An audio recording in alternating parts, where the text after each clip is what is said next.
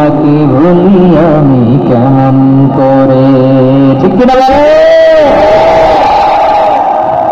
বলে ভাইরা? তাই ছেলেরা নবীকে রক্তাক্ত করলো। আমার নবী কই যাবে? কই যাবে? মক্কায় জায়গা নাই, তায়েফে জায়গা নাই। তায়েফ থেকে ভারাক্রান্ত মন নিয়ে আমার নবী মক্কায় ফিরে আসলেন। বিশ্ব নবী মক্কায় ঢুকতে পারেন না। মক্কার মরুভূমির দিকে তাকিয়ে, উপত্যকার দিকে তাকিয়ে বিশ্বনবী ধা ধা করে কাঁদেন, ঝরঝর করে। নবীর চেহারা মুবারক থেকে চোখের পানিগুলো বেয়ে বেয়ে পড়ে।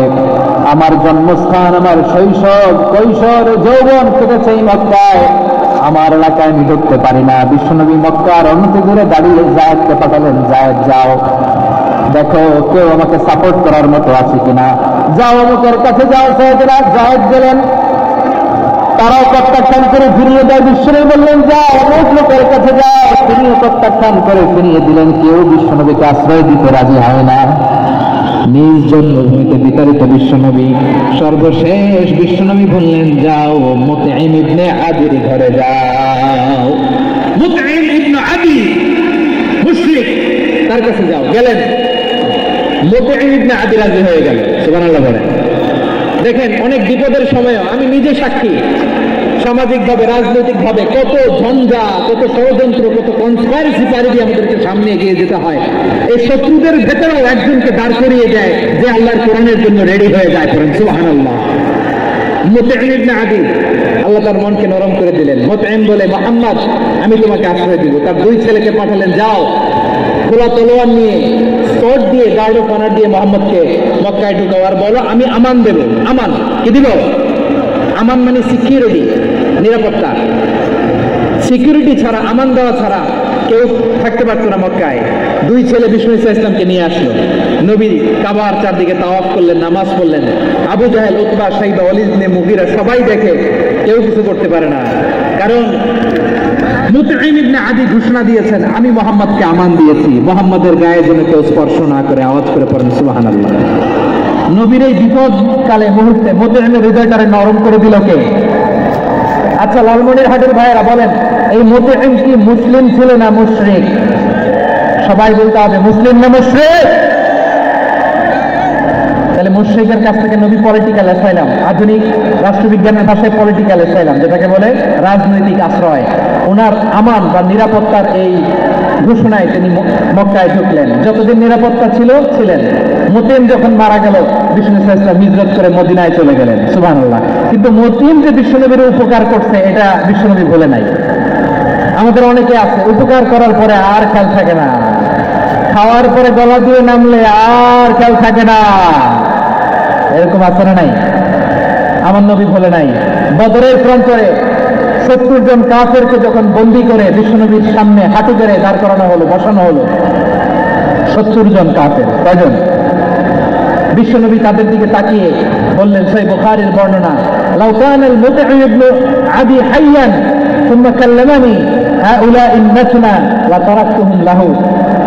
বদরের প্রান্তরে 70 জন বন্দী কাফিরের দিকে তাকিয়ে আমার নবী বললেন, আজকে মুতঈম ইবনে আদি যদি বেঁচে থাকতো আর তোমাদের 70 জনের ব্যাপারে যদি মুতঈম এক বাক্যে একটা সুপারিশ করতো, তার সম্মানে আজকে তোদের সবাই আমি মাফ করে দিতাম। সুবহানাল্লাহ নাই? ওই যে চিল্লাচিল্লি যে কথা বোঝে নাই, কোন জিনিস মিস করছে ওরা নিজেরাও বোঝে নাই। বিশ্বনবী মুতঈমের এই সাহায্যের কথা বলে নাই। 70 জন মুশরিক হাঁটু গেড়ে বসা, নবী চাইলে এখনই এক্সিকিউশন অর্ডার দিতে পারে। তিনি বললেন, আজকে যদি মুতঈম বেঁচে থাকতো আর মুতঈম যদি তোদের জন্য সুপারিশ করতে, আবর্জনাগুলোর ব্যাপারে সুপারিশ করতে, আমি মুহূর্তেই তোদেরকে এমনি মাফ করে দিতাম। এবার বলেন, ইসলাম কি ন্যারো মাইন্ডেড না ব্রড মাইন্ডেড? শুধু তাই নয়, যাকে যে সম্মান দেয়ার আমার নবী দিতেন, হোক আস্তিক হোক নাস্তিক, হোক মুসলিম হোক অমুসলিম। বিষ্ণু ইসলাম যখন রোমান সম্রাটের কাছে চিঠি লিখেছেন, আমার প্রিয় লালমনিরহাটের ভাইয়ের অল্প কয়েক মিনিট কয়েকটা জরুরি কথা বলবো। এদিকে তাকান, এদিকে তাকান। রোমান সম্রাটের কাছে বিশ্বনবী যখন চিঠি লিখলেন মিন মুহাম্মদ রাসূলুল্লাহ ইলা হিরাকলা আযীমের রোম। মুহাম্মদের পক্ষ থেকে হিরাক্লিয়াসের কাছে, যিনি হচ্ছেন আযীমের রোম, এটা নবী নিজ থেকে বানায় লেখছেন অতিরিক্ত সম্মান দিয়ে। কোন রাষ্ট্রপ্রধান যখন আসে তাদেরকে আমরা কি বলি জানেন? তার নামের শেষে HE এটা লিখতে হয়, H.E. মানে হিজ এক্সেলেন্সি। কি লেখে? হিজ এক্সেলেন্সি অথবা ইউর হাইনেস, ইউর ম্যাজেস্টি। দেখেন বিশ্বনবী সাল্লাল্লাহু আলাইহি ওয়াসাল্লাম সব নবীদের নবী, তিনি একজন মুশরিক খ্রিস্টান সম্রাট, রোমান সম্রাটের কাছে চিঠি লিখতে যায়, লিখতেছে ইলা হিরাকলা আযীমের রোম, হিরাক্লিয়াসের কাছে আমার চিঠি, যিনি রোমের আযীম, হিজ হাইনেস, মানে রোমের অনেক সম্মানিত এক বাহাদুর। আওয়াজ করে বলেন সুবহানাল্লাহ। তার মানে যাকে যে সম্মান দেয়ার এটা বিশ্বনবী দিতেন। এমনকি যে ইহুদিরা ভালো ছিল এই ইহুদিদের প্রশংসা করেছেন বিশ্বনবী মুহাম্মদুর রাসূলুল্লাহ সাল্লাল্লাহু আলাইহি ওয়াসাল্লাম। এক ইহুদির প্রশংসা করেছেন বিশ্বনবী। ইহুদি কার? কার? আমি তো আমার ভাইয়ের প্রশংসা করি না, আমি তো এক আলেম আরেক আলেমরে স্পেস দেই না, আমি তো এক দায়ী আরেক দায়ীর সাথে বসতে চাই না। আমার নবী ইহুদির প্রশংসা করে। কার প্রশংসা? ওই ইহুদির নাম ছিল মুখাইরিক। সিরাত গ্রন্থ ঘাটলে পাবেন, তিনি বলেছেন মুখাইরিক খাইরু ইয়াহুদ, Mukhayriq is the best of the Jews, জুইশদের মধ্যে সে সবচেয়ে ভালো। কেন প্রশংসা করলেন তার? এর কারণ মদিনা চার্টারে কথা ছিল সব ধর্মের মুসলিম মুশরিক ইহুদিরা মিলে মদিনাকে রক্ষা করবে। কিন্তু তৃতীয় হিজরিতে যখন উহুদের যুদ্ধ শুরু হলো, সবার কথা ছিল যেই আক্রমণ করে আমরা মদিনাকে বাঁচাবো। কোন শহরকে বাঁচাবো? মদিনাকে। কিন্তু কুরাইশরা যখন অ্যাটাক করলো, ইহুদিরা আর আসে না, ইহুদিরা আর বেরোয় না। বিষ্ণু বললেন, ওহে ইহুদিরা, তোমরা না চুক্তি করলে আমার সাথে যে মদিনা বাঁচাতে সবাই ঝাঁপিয়ে পড়বো, আসো। একটা ইহুদিও বেরোয় না, কেউ আসে না সেদিন, একজন ছাড়া, তার নাম মুখাইরিক। তার নাম কি? মুখাইরিক বাহাদুরের মতো ঘোরসার হয়ে বেরিয়ে গেলেন এবং বললেন, গোটা ইহুদি সাম্রাজ্যের একজনও যদি না আসে, আমি মুখাইরিককে কেউ ঘরে আটকে রাখতে পারবে না। বেরিয়ে আসলেন, এসে বললেন, আমি মুহাম্মদের পক্ষে যুদ্ধ করব, আমি মারা গেলে আমার সম্পদ আমার উত্তরাধিকারীরা পাবে না, আমার সম্পদ তোমরা মুহাম্মদকে দিয়ে দিবা। সুবহানাল্লাহ বলেন। উহুদের ময়দানে 70 জন মুসলমান শহীদ হলো। এই ইহুদি সেও মুসলমানের পক্ষে যুদ্ধ করে নিহত হলো। সুবহানাল্লাহ বলেন। মুসলিমদের লাশ যখন নিয়ে আসা হলো, এই মুখাইরিকের লাশও নিয়ে আসা হলো। মুসলিমদের লাশের পাশে মুখাইরিকের লাশ দেখে বিশ্বনবী মুখাইরিকের প্রতি অনেক খুশি হলেন। আর বিশ্বনবী খুশি হয়ে বললেন, মুখাইরিক খায়রু ইয়াহুদ, মুখাইরিক যদিও তুমি ইহুদি, তারপরে তুমি সব ইহুদিদের মধ্যে সেরা ইহুদি। পড়েন সুবহানাল্লাহ।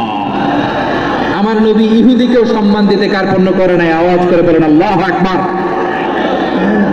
প্রিয় ভাইরা, এবার সর্বশেষ আওয়াজ করে বলেন, ইসলাম কি ন্যারো মাইন্ডেড নাকি ব্রড মাইন্ডেড? সবাই বলেন, ন্যারো মাইন্ডেড না ব্রড মাইন্ডেড? এই জন্য অমুসলিম হইলেও তারা আমাদের শত্রু নয়। শত্রু তারা, লালমানির হাটের ভাইয়েরা শোনেন, শত্রু তারা যে সমস্ত অমুসলিম আমাদেরকে নিশ্চিহ্ন করে দিতে চায়, যে সমস্ত অমুসলিম আমাদের ভূখণ্ড থেকে আমাদেরকে তাড়িয়ে দিতে চায়, যে সমস্ত অমুসলিম আমার ধর্ম নিয়ে তুচ্ছতা ছিন্ন করে চিল্লা বলেন ঠিক না, তারা আমাদের শত্রু। সাধারণ অমুসলিমরা আমার শত্রু নয়। এই যে হিন্দুরা থাকে, এরা আমার ভাই, বৌদ্ধরা আমার ভাই, খ্রিস্টানরা আমার ভাই, ইহুদিরা আমার ভাই। তারা দিদি ভাই নয়, তারা মায়ের পেটের ভাই নয়, তারা মানবিক দিক থেকে ভাই। ও মানুষ, আমিও মানুষ। ইসলাম মানুষকে সম্মান করে চিল্লা বলে ঠিক না। যারা আমাদের অস্তিত্বকে নিশ্চিহ্ন করতে চায়, যারা আমাদের ভূখণ্ডকে দখল করতে চায়, যারা আমাদেরকে নিয়ে মকারি করে, গান করে, টিটকারি করে, আমার ধর্ম নিয়ে খেলা করে, তাচ্ছিল্য করে, ওদের বিরুদ্ধে আমাদের জিহাদ। সাধারণ মুসলিম আমাদের শত্রু নয়। আপনি জানেন মেয়রকে, আমি তো মেয়রকে ছিলাম অনেকদিন, ওখানে ফিলিস্তিনিদের পক্ষে যখন আমরা মিছিল করেছি, অনেক ইহুদি আমাদের সাথে মিছিলে দাঁড়িয়েছে। কারণ ওরাও জানে এই ভূখণ্ডে, ফিলিস্তিনিদের ভূখণ্ডে আওয়াজ করে বলো লালমানের হাত ঠিকিরা। ইসরায়েলের রাজধানী তেল আবিবে অনেক ইহুদিরা বেঞ্জামিন নেতানিয়াহু তার বিরুদ্ধে মিছিল করেছে। তো তারা কি আমাদের শত্রু? না। অনেক খ্রিস্টান আমাদের সাথে আমাদের স্বার্থ রক্ষায় আমাদের পাশে দাঁড়িয়েছে। খেয়াল রাখবেন, হিন্দু আর হিন্দুত্ববাদ এক নয়, ইহুদি ধর্ম আর জায়নিজম এক নয়। জায়নিজমের বিরুদ্ধে আমাদের সংগ্রাম, আমাদের জাহাজ, চিল্লা বলেন ঠিক কিনা? এই যে ফিলিস্তিনের ভাইরা, তারা তাদের স্বাধীনতা সংগ্রামের জন্য লড়াই করছে, করে যাচ্ছে, আমরা এটাকে সমর্থন জানাই, চিল্লা বলেন ঠিক কিনা? কাশ্মীরের ভাইরা স্বাধীনতার জন্য সংগ্রাম করছে, আমরা সেই সংগ্রামকে সমর্থন জানাই, আওয়াজ করে বলেন ঠিক কিনা? যারাই আমাদের ইসলামকে বিচ্ছিন্ন করতে চায় তাদের বিরুদ্ধে আমাদের সংগ্রাম আওয়াজ করে বলতে হবে ঠিক কিনা? ওই সমস্ত দুর্বৃত্তদের সাথে আমাদের কোনো সম্পর্ক নাই। আমরা যদি ঐক্যবদ্ধ থাকতে পারি, ওই দুর্বৃত্তরা চান্স হয় না। আমরা ঐক্যবদ্ধ থাকতে রাজি আছি। লালমনিরহাটের ভাইয়েরা, আমরা ঐক্যবদ্ধ থাকলে ওই দুর্বৃত্তদের কালো হাত ভেঙে দিতে আমাদের সময় লাগবে না। তাদের কালো হাত ভেঙে দিতে রাজি আছে মুসলমান। তারা করে রাজি, হাত তুলে দেখা।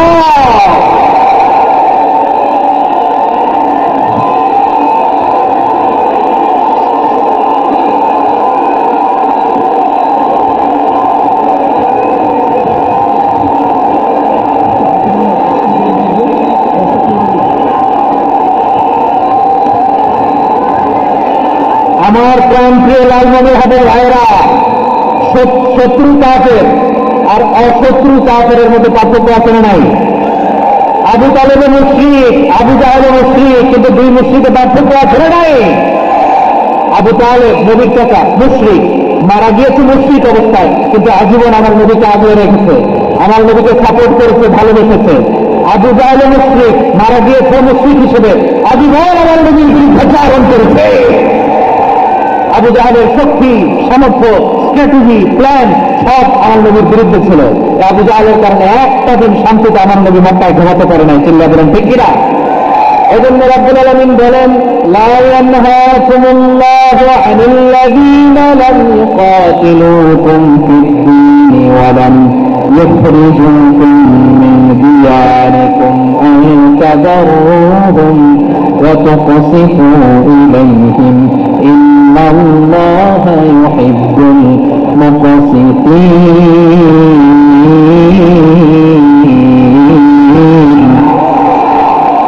আল্লাহ বলে, গোলামেরা শোনো শোনো, যে সমস্ত অমুসলিম তোমাদের সাথে ধর্মযুদ্ধে লিপ্ত হয় না, তোমাদের বিরুদ্ধে যে সমস্ত মুসলিম অস্ত্র ধরে না, যে সমস্ত মুসলিম তোমাদেরকে তোমাদের জন্মস্থান থেকে, ভূখণ্ড থেকে তাড়িয়ে দেয় না, তাদের সাথে ভালো আচরণ করতে আমি আল্লাহ নিষেধ করি নাই। তাদের সাথে সদাচরণে কোনো নিষেধাজ্ঞা নাই, বরং তাদের সাথে সদাচরণ করো, এটাই আমি আল্লাহ চাই। তাহলে আমার যে অমুসলিমরা আমাদের সাথে শত্রুতা করে না, তুচ্ছ-তাচ্ছিল্য করে না, আমাদের ভূমি থেকে আমাদেরকে উচ্ছেদ করতে চায় না, আমাদের বিরুদ্ধে অস্ত্র ধরে না, ওই অমুসলিম ভাইদের সাথে আমাদের কোনো দ্বন্দ্ব আছে? কোনো বিরোধ আছে? বরং আছে ভালোবাসা। বরং আছে কি? এই ভালোবাসা দিয়ে আমরা বিশ্ব জয় করবো। রাজি আছে মুসলমান? আমাদের পুঁজি ভালোবাসা। আমাদের পুঁজি কি? এবার আওয়াজ করে বলেন। আমাদের পুরো আলোচনা থেকে বা রিলিজিয়াস কোএক্সিস্টেন্স, পিসফুল কোএক্সিস্টেন্স, শান্তিপূর্ণ সহাবস্থান, কমিউনাল হারমোনি, এই সাম্প্রদায়িক সম্প্রীতি, এই আলোচনা থেকে কি বুঝলেন? ইসলাম কি ন্যারো মাইন্ডেড না ব্রড মাইন্ডেড? এই ব্রড মাইন্ডেড হৃদয় নিয়ে, ভালোবাসা দিয়ে আমরা বিশ্ব জয় করতে চাই। রাজি আছেন? আল্লাহ কবুল করে আমরা সবাই করে আমিন। লালমনিরহাটের জেলা স্টেডিয়ামে আমার প্রিয় মায়েরা, বোনেরা, আপনাদের জন্য একটা হাদিস বলে শেষ করবো। বিশ্বনবী বলেন, আমার মায়েরা খেয়াল করে শুনুন, বিশ্বনবী আপনাদের উদ্দেশ্য করে বলেন, আল মারআতু ইযা সাল্লাত খামসাহা ওয়া সামাত শাহরাহা হাফিযাত ফুরুজাহা আতাআত বা'লাহা ফালতাদখুল মিন আইয়ি আবওয়াবিল জান্নাতি শাআত। বিশ্বনবী বলেন, ও রমণীরা, ও নারীরা, যে সমস্ত নারী এই চারটা কাজ করবে, এই চারটা কাজের গ্যারান্টি দিবে, তাদেরকে জান্নাতের 8টা দরজার গ্যারান্টি দেওয়া হবে। কি চারটা কাজ? 1 নম্বর, আল মারআতু ইযা সাল্লাত খামসাহা, যে নারী 5 ওয়াক্ত নামাজ পড়ে। কি করে? জেলা স্টেডিয়ামে অবস্থানরত আমার বাড়িরা, বোনেরা, বিশ্বনবী আপনাদেরকে 4টা কাজের কথা বলেছেন, খুব বেশি না। 4টা করলে 8 জান্নাতের দরজা সব খোলা। কোনটা দিয়ে যাবে? যেটা দিয়ে মনে চায়। 1 নম্বর 5 ওয়াক্ত নামাজ। আমার বোনেরা জোহরের নামাজ পড়তে পড়তে এটা আসরে নিয়ে যায়, আসর পড়তে পড়তে এটা মাগরিবে নিয়ে যায়, এরকম আসরে নাই, লালমনিরহাটে হয়তো নাই। আমার বোনেরা এটা করবেন না। ইন্না সালাতা কানাত আলাল মুমিনিনা কিতাবান মাওকুতা, সময় মতো করবেন। সামাত সাহারা, রমাদানের রোজাগুলো রাখবেন। হাফিজাত ফুরুজাহা, যে নারী তার চরিত্রকে হেফাজত করে, তার প্রাইভেট হেফাজত করে, তার লজ্জাস্থান হেফাজত করে। ও মায়েরা, আপনার এই গর্ভ যে কত দামি আপনি জানেন না।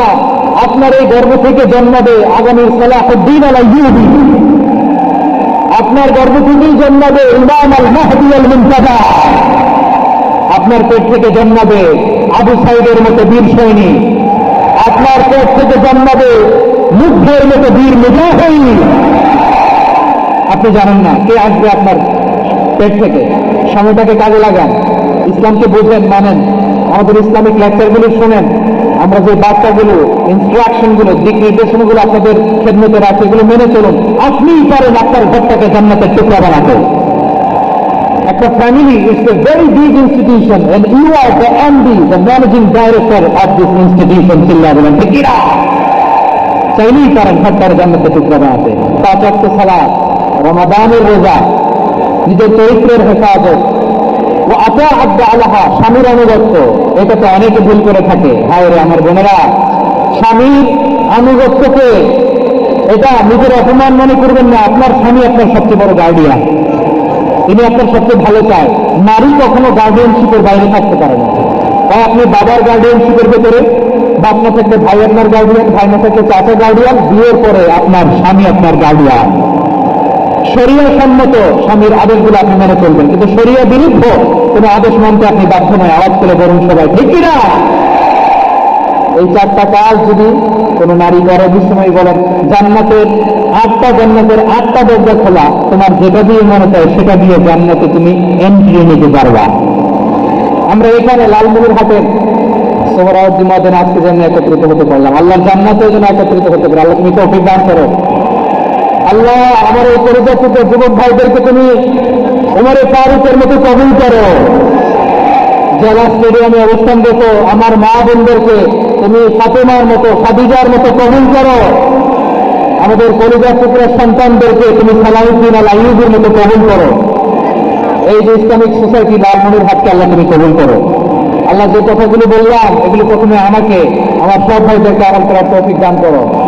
রব্বানা ظلمنا أنفسنا وإن لم تغفر لنا وترحمنا لنكونن من الخاسرين ربنا آتنا في الدنيا حسنة وفي الآخرة حسنة وقنا عذاب النار رب العالمين আরশের মালিক, লক্ষ লক্ষ তাওহীদি জনতা, দুনিয়ার কোনো কিছুর আশায় নয়, দুনিয়ার কোনো কিছুর জন্য নয়, তোমার কোরআনের প্রেমে, ইসলামের প্রেমে হাজির হয়েছে। আল্লাহ আমার ভাইদেরকে কবুল আর মঞ্জুর করে দাও।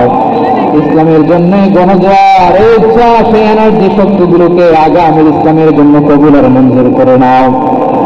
গাড়িতে করে, হুন্ডায় করে, সাইকেল দিয়ে, রেল লাইন দিয়ে, রেলে চড়ে লক্ষ লক্ষ ভাইয়েরা বিভিন্ন জেলা থেকে আজকের ঐতিহাসিক লালমনিরহাটের প্রোগ্রামে যারা জয়েন করলো, নিরাপদে তুমি আবার তাদেরকে গন্তব্যে পৌঁছে দিও।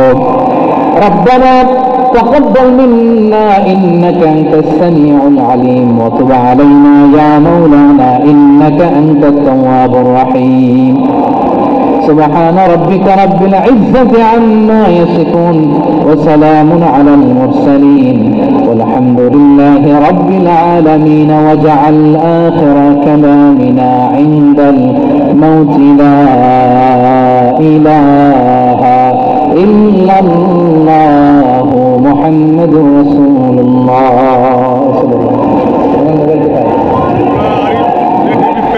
এবং ইউটিউব চ্যানেল অবশ্যই সাবস্ক্রাইব করবেন।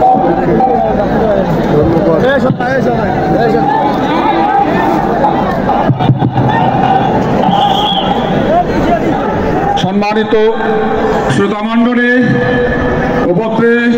মুসলিম ভাই এবং ভাইজান, আপনারা দয়া করে সুশৃঙ্খলার সঙ্গে ইউটিউব চ্যানেল পেজ, একটি মোটরসাইকেল চাবি পাওয়া গিয়েছে, একটি মানি ব্যাগ পাওয়া গিয়েছে। উপযুক্ত প্রমাণ দিয়ে আপনি মানি ব্যাগ এবং আপনার মোটরসাইকেলের চাবি আপনারা নিয়ে যাবেন। একটি মোটরসাইকেলের চাবি পাওয়া গিয়েছে।